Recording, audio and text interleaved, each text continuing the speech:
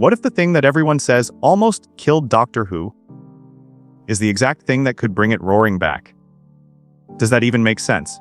Stay with me, because this isn't wild theory. This is pattern recognition from decades of TARDIS turbulence. I remember watching the ratings drop for Lux, under 1.6 million overnight viewers, the lowest in modern Doctor Who history. My eyes widened, my heart sank. But then I thought, what if this collision is exactly the reset the show needs? What if crashing low is the only way to watch the Phoenix rise? Because sometimes, breaking the engine is the only way to rebuild it stronger. Let's not sugarcoat it. Season 15 ended on a gut punch that split fandom right down the middle. The finale, the reality war, gave us Billie Piper's shock return and Gatwa's abrupt regeneration into a mystery. It was dramatic, but left a show that many felt lost its emotional cohesion and pacing. Then came the silence. No firm word on season 16. No clear confirmation of Disney's future role. Just radio silence, and that vacuum, it breeds panic. Panic among fans, panic in the press, and panic in the boardrooms. If you've stuck with this show through regeneration after regeneration, through highs, lows, weird experiments, then you need to be here when we untangle why this very meltdown might be the show's leap forward. So subscribe now, so I can give you the real breakdown when season 16 comes charging back. Legend whispers say this season's brutal backlash wasn't just a stumble. It was a shock therapy session. Executives are said to be in urgent creative huddles, rewriting arcs, cutting fat, focusing on emotional cores. The sense I'm getting, this is not about shelving ideas. It's about pruning to get laser-sharp focus. Think about how other franchises pulled this move. A stumble leads to overhaul. Star Trek did it. Game of Thrones had to reset after pacing issues. Doctor Who has done it before. This might just be the reset button being quietly wheeled out again. Okay? Tell me, if you could reshape season 16 right now, would you dial up the mystery, crank up the nostalgia, or reset it with brand new stakes? Drop your wildest theories in the comments. And for context, if this silence from the BBC feels ominous, it might just be the calm before the storm. Everything I'm hinting at here. Quiet meetings, script reinvention, damaged trust turning into renewed opportunity. Those are the building blocks of a radical comeback. And next we'll dive into the 3 key disappointments from season 15 that might be the very triggers for season 16's creative reboot, and the one move rumored to be causing internal tremors right now. But here's the twist, and it's the part nobody saw coming. The thing that has fans gritting their teeth, ranting on forums, and making memes out of sheer frustration, might actually be the very reason season 16 has a shot at being the best season in years. Sounds backwards, right? It's like saying the fire that burned your house down is also going to make your next house a palace. And yet, that's exactly where we are, because the disappointment wasn't just bad, it was too bad. It crossed a line the BBC, Russell T Davies, and yes, even Disney can't afford to cross again. Remember that final stretch of season 15?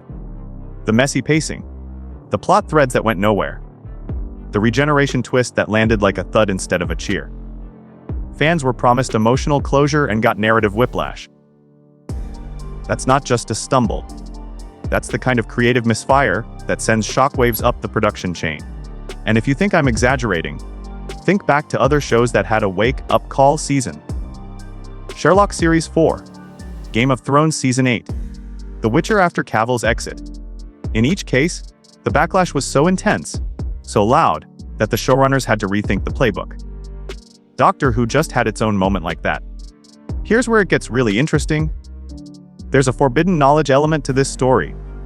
See, behind the glossy PR statements and the vague, we're always listening to the fans. Interviews, there's a much colder reality. Internal reports have been surfacing. Nothing public, mind you, that indicate the BBC boardroom is watching retention numbers like a hawk. The drop-off in season 15's latter half wasn't just a blip. It was a cliff. And when your biggest international partner, Disney+, is already rethinking its deal with you, that's not something you can shrug off. And here's where yes, you come in. If you're watching this, and you're as obsessed with dissecting these behind the scenes moves as I am, then you need to subscribe to BREAKW1 right now.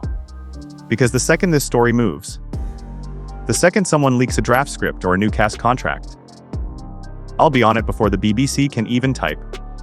No comment. Now let's talk about the secret buried in all this. Season 16 isn't just being written in a vacuum. It's being written in a state of mild panic. And believe it or not, mild panic in television can be a creative goldmine. The BBC knows it cannot afford another finale where the most talked about thing is. Why did they do that? They know they can't let Russell coast on nostalgia and celebrity casting alone. That means, for the first time in years, they might actually start listening to the audience in a way that goes beyond focus groups. What if they bring back classic writers who've been quietly blacklisted for being too weird or too experimental? What if they stop handing actors entire monologue blocks that read like Tumblr poetry and start writing tight, tense fee again?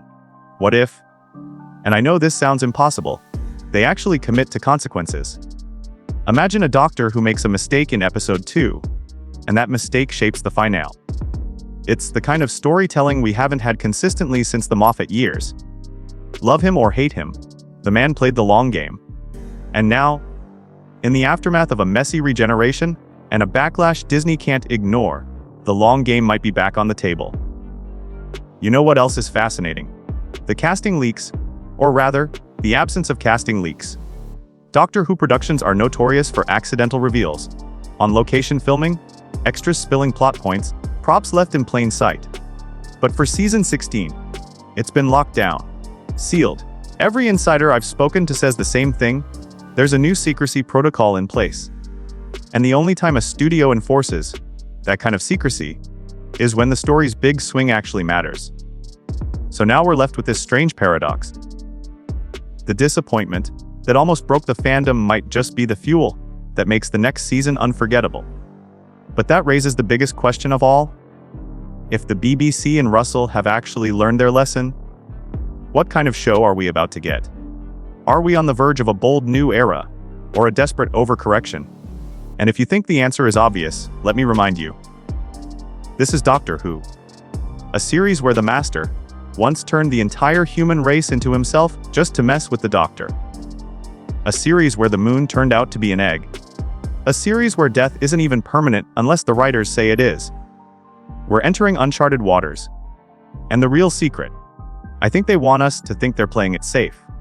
They want us to brace for back to basics.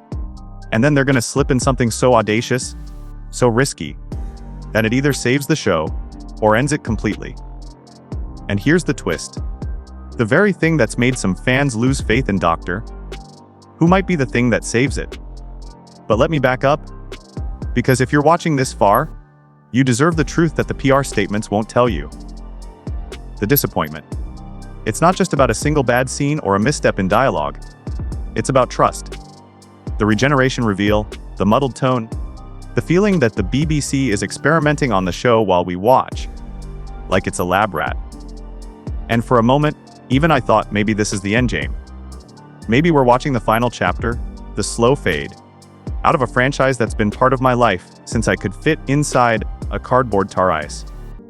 But then, something strange happened. I started connecting dots. And those dots didn't lead to cancellation, they led to season 16. See, insiders have been whispering about a creative lockbox. Story ideas, scripts, arcs, that have been held back on purpose. Almost like the showrunner is playing a longer game, saving certain payoffs until after the turbulence clears. You've heard the old phrase, calm before the storm. Well, this might be the storm before the breakthrough. Here's where it gets fascinating. Every time Doctor Who has stumbled, it's been followed by a reinvention. Sylvester McCoy after Colin Baker, Christopher Eccleston after the Wilderness Years, Matt Smith after the Tennant Fever peak. The pattern is so consistent it's practically Time Lord law. The bigger the dip, the bigger the bounce back. So what if this disappointment isn't just an accident, but a pivot point? A signal flare that says, the next chapter will be nothing like this one. Imagine season 16 as the revenge arc of modern Doctor Who. A season that acknowledges the backlash, leans into the criticism, and delivers an unapologetically confident version of the show. But I have to warn you, there's a cost. Because if the rumors are true, Season 16 could also mean leaving behind some of the safer, nostalgia-driven comfort zones. No more leaning on cameos as life rafts. No more episodes that forget to tell a story. The so-called forbidden plan is to build something that doesn't need the past to survive, only the future. And yeah, I can hear you typing right now, James, you're too optimistic. The BBC's gonna ruin it again. Maybe. But then again, maybe we've seen just enough cracks in the armor to know they're ready to rebuild it from scratch. Think about it. What if Billie Piper's controversial appearance wasn't just shock value, but setup?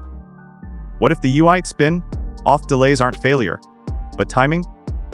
And what if this season's awkward beats are the creative breathing room before the show finally steps into a bigger, bolder, riskier phase?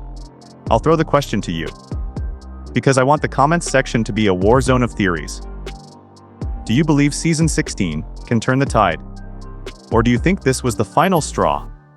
Drop your answer below, because if I've learned one thing from watching Doctor Who for decades, it's this: endings are rarely endings.